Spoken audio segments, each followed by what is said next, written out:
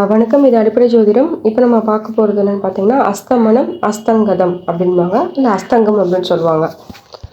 First அஸ்தமனம் அப்படின்னா சூரியனுக்கு பின்னாடி வரக்கூடிய டிகிரியில் இருந்துச்சுன்னா அது வந்து அஸ்தமனம் அப்படின்னு சொல்லுவாங்க. அதாவது சூரியன் வந்து ஒரு 15 டிகிரியில் இருக்காங்க, பின்னாடி வரக்கூடிய புதன் வந்து ஒரு 13 டிகிரியில் இருந்தாங்க அப்படின்னா, ஸோ டிகிரி வைஸ் பார்க்குறப்ப சூரியன் வந்து முன்னாடி இருப்பாங்க, புதன் பின்னாடி இருப்பாங்க. ஸோ அதுக்கு பேர் வந்து அஸ்தமனம் அப்படின்னு சொல்லுவாங்க. அஸ்தங்கம் அப்படின்னா சூரியன் வந்து அப்படியே ஆப்போசிட்டாக போட்டுக்கோங்க. புதன் வந்து 15 டிகிரி, சூரியன் வந்து 13 டிகிரி போட்டுக்கோங்க. அப்போ புதனுக்கு பின்னாடி சூரியன் வரனால இது வந்து அஸ்தங்கம் அப்படின்னு சொல்லுவாங்க. ஸோ அஸ்தமனம் அப்படின்றது வந்து ரொம்ப பவர் கம்மியாக இருக்கும். ஏன்னா என்ன சொல்கிறது, சூரியனுக்கு பின்னாடி வர்றதுனால வந்துட்டு வெளிச்சம் அந்த அளவுக்கு படாது. ஸோ அதுக்கான பலாபலன்களும் நம்ம பார்த்து தான் எடுக்கிற மாதிரி இருக்கும். அஸ்தங்கம் வந்து சூரியனுக்கு முன்னாடி போகிறதுனால, ஸோ சூரியனோட வெளிச்சம் அந்த கிரகத்துக்கு மேலே விழும், அதனால வந்து பார்த்தீங்கன்னா அது கொஞ்சம் பவராக இருக்கும் அப்படின்ற மாதிரி சொல்லுவாங்க. பவர்ஃபுல், இது பவர்லெஸ் அப்படின்ற மாதிரி எடுத்துக்கோங்க. அஸ்தமனத்துக்கு வந்து சொல்யூஷன் கிடையாது. அஸ்தமனம் கடைசி வரைக்கும் அஸ்தமனமே தான். அஸ்தங்கத்துக்கு வந்து சொல்யூஷன் உண்டு, நம்மளால சொல்யூஷன் எடுத்து கொடுக்க முடியும் ஜாதக ரீதியாக. இப்போ வந்து பார்த்தீங்கன்னா சூரியனோட எந்த ஒரு கிரகமும் 3 டிகிரிக்குள்ளே இருக்கக்கூடாது. அப்படி இருந்தது அப்படின்னா ஒன்று அஸ்தமனமாக இருக்கும், இல்லை அஸ்தங்கமாக இருக்கும். ஆல்ரெடி அஸ்தமனம்னா என்னன்னு சொல்லியிருக்கேன், அஸ்தங்கம்னா என்னன்னு சொல்லியிருக்கேன். ஸோ சூரியனோட 3 டிகிரிக்குள்ளே இருக்கிற எந்த ஒரு கிரகமும் அஸ்தமனம் ஆகும், அஸ்தங்கம் ஆகும். அஸ்தமனம் அப்படின்னா சூரியனுக்கு பின்னாடி வரக்கூடிய டிகிரியாக இருக்கும். அஸ்தங்கம் அப்படின்னா சூரியனுக்கு முன்னாடி வரக்கூடிய ஒரு கிரகமாக இருக்கும். சரிங்களா? இதில் வந்து பார்த்தீங்கன்னா சில இதெல்லாம் வந்து பார்த்தீங்க அப்படின்னா ஒரு டிகிரிக்கு ரொம்ப ரொம்ப நெருக்கத்தில் இருக்கும். சூரியன் 15 இருப்பாங்க, புதன் வந்து 14 இருப்பாங்க. இல்லை சூரியன் 14 இருப்பாங்க, புதன் 15 இருப்பாங்க, ரொம்ப நெருக்கமாக இருப்பாங்க. ஸோ இப்படிலாம் இருந்தீங்கன்னா ரொம்ப கஷ்டம், பயங்கர கஷ்டம்னு சொல்லலாம். இப்படி இருந்தது அப்படின்னா அவங்க வாழ்க்கையில் ஒரு மிகப்பெரிய நல்ல விஷயத்தையும் கொடுக்கும், அதுக்கு ஈக்குவலாக ஒரு மிகப்பெரிய கெட்ட விஷயத்தையும் கொடுக்கும். இது வந்து உயிர் காரகத்துவம், பொருள் காரகத்துவம் நம்ம பிரித்து பார்ப்போம். ஜென்ரலாக புதன் சூரியனை வச்சு தான் நம்ம பேசிகிட்டு இருக்கோம். அதே புதன் சூரியனை வச்சே பேசுவோம். ஒரு ஜாதகத்தில் புதனும் சூரியனும் சேர்ந்துருக்காங்க, ரொம்ப நெருக்கமாக இருக்காங்க, ஒரு டிகிரிக்குள்ளேயே வச்சுக்குவோமே. ஸோ அதுக்கு பேர் வந்து புத ஆதித்ய யோகம் அப்படின்னு சொல்லுவாங்க. ஸோ புத ஆதித்ய யோகமா, சூப்பர்ப்பா அப்படின்ற மாதிரிலாம் நம்ம கேட்டிருப்போம். நிறைய ஜோதிட வல்லுநர்கள் சொல்லியிருப்பாங்கப்பா சூரியனோட புதன் ரொம்ப நெருக்கமாக இருக்குது, இது புத ஆதித்ய யோகம், அப்போ வந்து ஆளுமை திறன் அதிகமாக இருக்கும் அப்படி இப்படின்னு நிறையா சொல்லுவாங்க. பட் அது அப்படி எடுத்துக்க கூடாது. 2 விஷயம் இருக்குது. ஆல்ரெடி சொன்ன மாதிரி உயிர் காரகத்துவம், பொருள் காரகத்துவம்.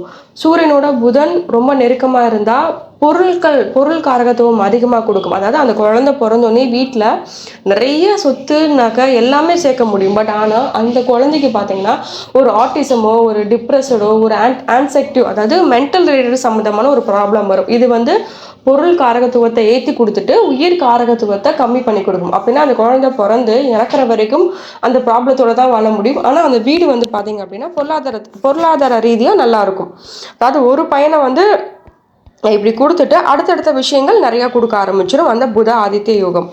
அப்படியே ஆப்போசிட்டாக எடுத்துக்கோங்க. புத ஆதித்ய யோகம் உயிர் காரகத்துவமாக எடுத்துக்கோங்க. அந்த குழந்தை பிறக்குது, குழந்தை பிறந்தோன்னா அந்த குழந்தை ரொம்ப ஹெல்த்தியாக வளருது அப்படின்னா அங்கே இருக்கக்கூடிய பொருளாதார ரீதியான சரிவை தவிர்க்க முடியாத ஒரு விஷயமா மாறிடும். ஸோ இதுதான் அந்த புத ஆதித்ய யோகம் அப்படின்ற மாதிரி சொல்கிறோம். இது அஸ்தமனம், அஸ்தங்கம். இது உயிர் காரகத்துவத்தை பாதிக்குமா இல்லை பொருள் காரகத்துவத்தை பாதிக்குமா அப்படின்றத நம்ம கண்டுபிடிக்கணும் இல்லைங்களா? ஸோ அந்த மாதிரி ஒரு விஷயத்த நம்ம ஹையர் ஸ்டடீஸில் பார்க்கலாம். இப்போதைக்கு இப்படி ஒரு யோகம் இருக்குது, இதனால வந்து ரெண்டு ஆங்கிளில் நமக்கு பிரச்சனை வரப்போகுது.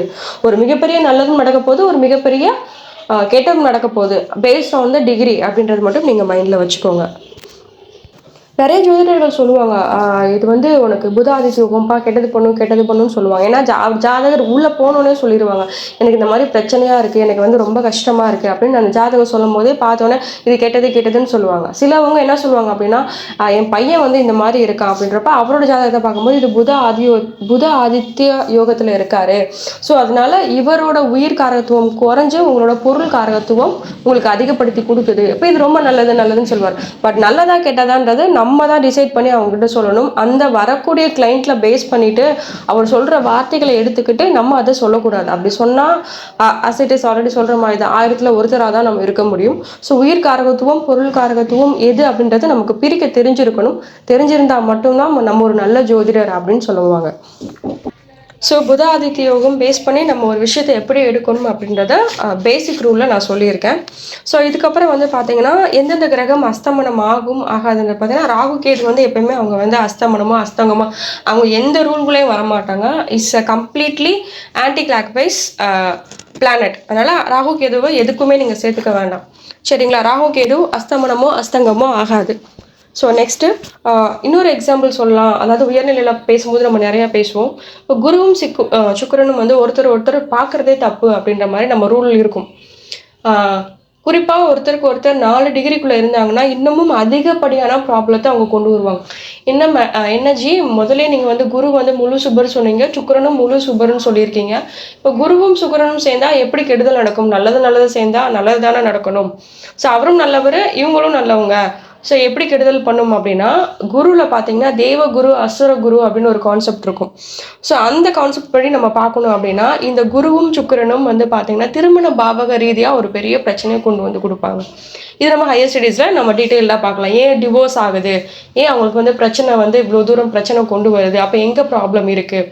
அதே மாதிரி சனியும் வக்ரம் பெற்ற சனியும் சுக்கிரனும் பார்த்துக்கிட்டாலும் அதே ப்ராப்ளம் தான் வரும். சனியும் சுக்கிரனும் 7ஆம் பார்வையாக பார்த்துக்கிட்டாலும் எய்தர் வக்ரம் பட்டா டபுள் கன்ஃபார்ம்னு வச்சுக்கோங்க, நார்மலாக பார்த்தாங்கன்னா பிரச்சனை இருக்குது அப்படின்ற மாதிரி வச்சுக்கோங்க. ஸோ அது ஒரு கான்செப்ட் வரும்.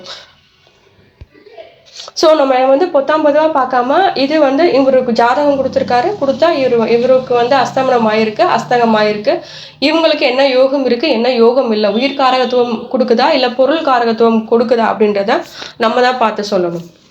ஸோ இப்போ நான் சில டிகிரி சொல்கிறேன், நோட் பண்ணிக்கோங்க. பின்னாடி அதுக்கான நோட்ஸும் நான் கொடுக்குறேன். அதாவது சூரியனுக்கு முன்பின் இருந்தால் அஸ்தமனம் அப்படின்ற மாதிரி போட்டிருப்போம் இல்லைங்களா? செவ்வாய் அதாவது முன்னாடி 17 டிகிரி, அதாவது சூரியனுக்கு 17 டிகிரி பின்னாடி 17 டிகிரி இருந்தது அப்படின்னா அது அஸ்தமனம் அஸ்தங்கமாகும். முன்னாடி இருந்தால் ஆல்ரெடி சொல்லியிருக்கோம், பின்னாடி இருந்தால் என்னன்னு நம்ம சொல்லியிருக்கோம், அதை நீங்கள் போட்டுக்கோங்க. குரு வந்து 11 டிகிரி, புதன் 14 டிகிரி, மறுபடியும் புதன் 12 டிகிரின்னு போட்டுக்கோங்க, ப்ராக்கெட்டில் வக்ர புதன் அப்படின்னு போட்டுக்கோங்க. சனி 15 டிகிரி, சுக்கிரன் வந்து 10 டிகிரி, மறுபடியும் சுக்கிரன் 8 டிகிரி போட்டுக்கோங்க, ப்ராக்கெட்டில் வந்து பக்ர சுக்கிரன் போட்டுக்கோங்க. இப்போ சூரியனோட செவ்வாய் புதன் குரு சுக்கிரன் சனி இவங்க 5 பேரும் சேர்ந்தாங்க அப்படின்னா அவங்க வந்து அஸ்தமனமோ அஸ்தங்கமோ ஆவாங்க. சரிங்களா? ஆனால் சந்திரனோட சேரக்கூடிய ஒரு கிரகம் வந்து பார்த்தீங்கன்னா நல்லது தான் பண்ணும். சூரியனோட சேர்ந்தால் மட்டும்தான் இந்த கான்செப்ட் இவ்வளோ பிரச்சனை இருக்குது. பட் ஆனால் சந்திரனோட ஒரு கிரகம் ரொம்ப நெருக்கமாக இருந்தது அப்படின்னா நிறைய நல்ல விஷயங்கள் கொடுக்கும். நான் சொல்கிற எந்த ரூலுக்குள்ளேயும் ராகு கேது வரமாட்டாங்க. ராகு கேதுவை தனியாக வச்சுக்கோங்க.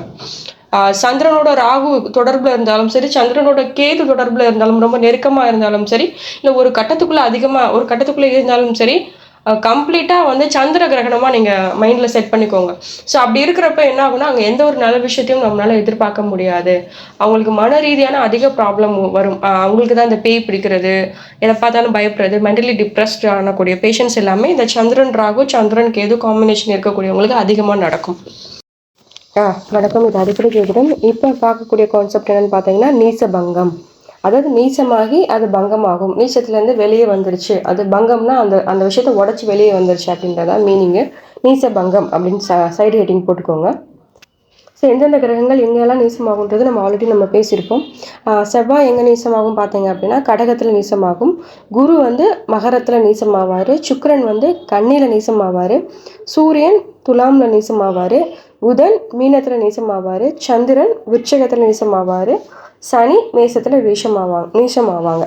சரிங்களா? அப்போ இந்த 7 பேருமே நீசமாவாங்க. ராகு கேதுக்கு வந்து அந்த மாதிரி எதுவும் கிடையாது. ஸோ நீச பங்கம் அப்படின்றது வந்து ஜென்ரலாக சொல்கிறோம், நீசமாகி அதுக்கப்புறம் நல்லது பண்ணும் அப்படின்ற மாதிரி சொல்லுவோம். பார்த்திங்கன்னா அந்த அளவுக்கு பலனுக்கு வந்து அது இவ்வளோ தூரம் ஒத்து வராது. ஏன்னா நீசம் அப்படின்னு சொல்லக்கூடிய அந்த ஒரு வேலையை செய்யாமல் அது பங்கமே ஆகாது. அதனால தான் அது நீச பங்கம் அப்படின்னு சொல்லுவோம். நீசத்துக்கான ஒரு வேலையை கம்ப்ளீட்டாக முடிச்சுட்டு தான் அப்புறம் பங்கத்துக்கான ஒரு வேலையை செய்யும். ஸோ இது வந்து நெகட்டிவ் தான் கொஞ்சம் அதிகமாக இருக்கும். நெகட்டிவ் முடிஞ்சதுக்கப்புறம் தான் அவங்களுக்கு அந்த பாசிட்டிவான விஷயங்கள் நடக்க ஆரம்பிக்கும். அதாவது அந்த பாவக ரீதியாக ஒரு ப்ராப்ளத்தை கொடுத்துட்டு அதுக்கப்புறம் தான் காரக ரீதியாக நல்ல விஷயங்கள் செய்யும். பாவக ரீதியாக ஒரு கெடுதலை பண்ணிட்டு நீசமாகி அது ஒரு கெடுதலை பண்ணிட்டு அதுக்கப்புறம் தான் காரக ரீதியாக பங்கமான ஒரு நல்ல விஷயத்த பண்ண ஆரம்பிக்கும். அதுதான் நீச பங்கம் அப்படின்னு சொல்லுவாங்க. ஃபார் எக்ஸாம்பிள் 4ஆம் பாவம் எடுத்துக்குவோம். 4ஆம் பாவம் வந்து நீச பங்கமாக இருக்குது அப்படின்னா என்ன பிரச்சனை, அம்மா கூட ப்ராப்ளம் வரும்.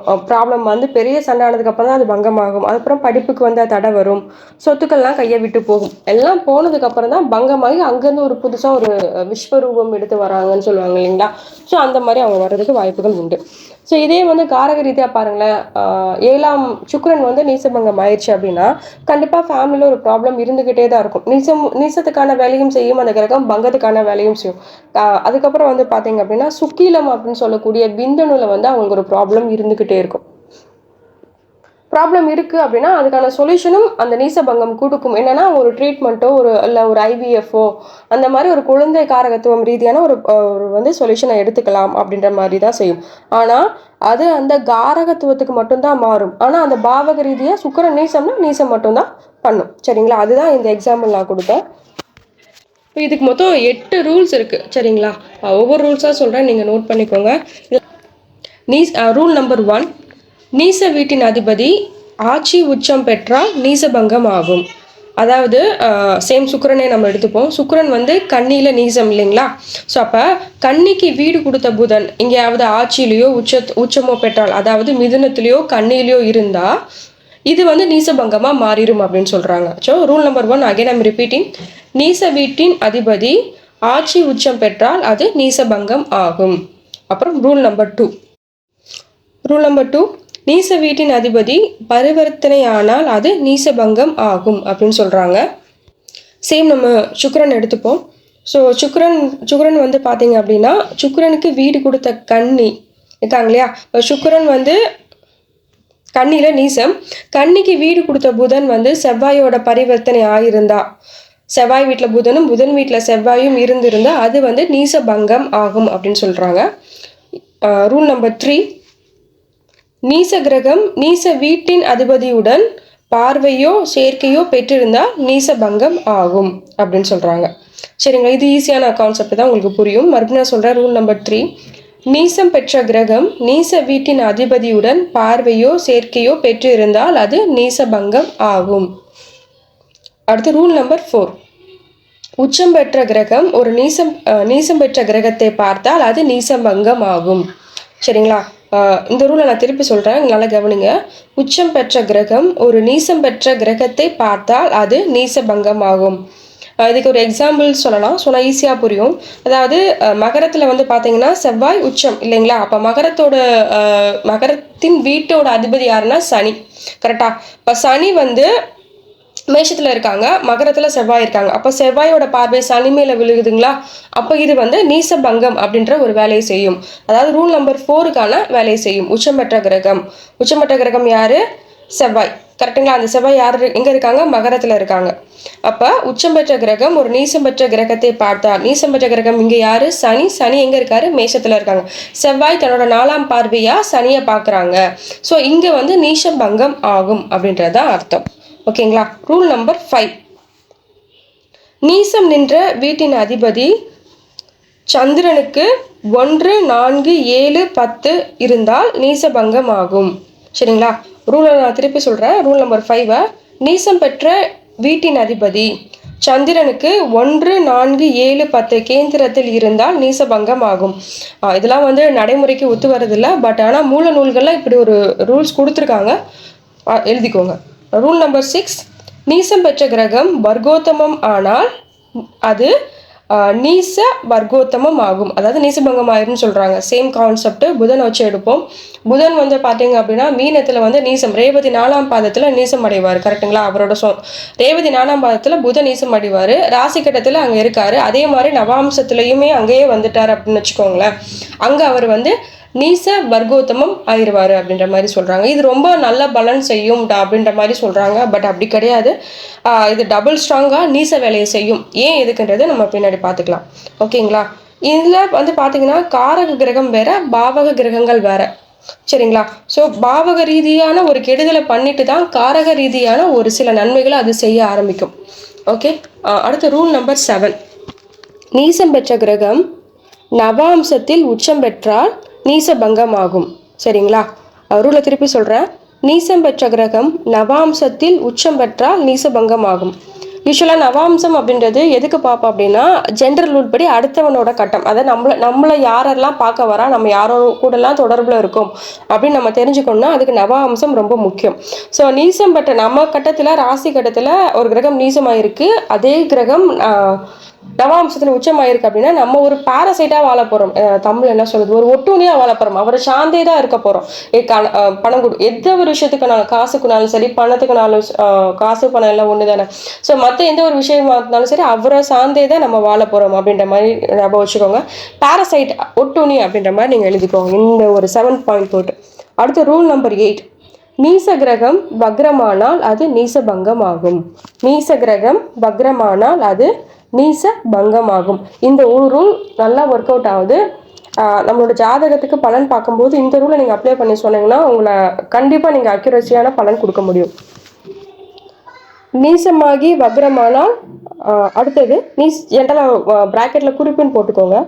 நீசமாகி வக்ரமானால் நல்லது, சரிங்களா. உச்சமாகி வக்ரமானால் கெடுதல். உச்ச கிரகம் வக்ரமானால் கெட்டது பண்ணும், நீசமான கிரகம் வக்ரமானால் நல்லது பண்ணும். இந்த சொன்னதை மட்டும் நீங்கள் பார்த்துக்கோங்க. இது நீசபங்கம்.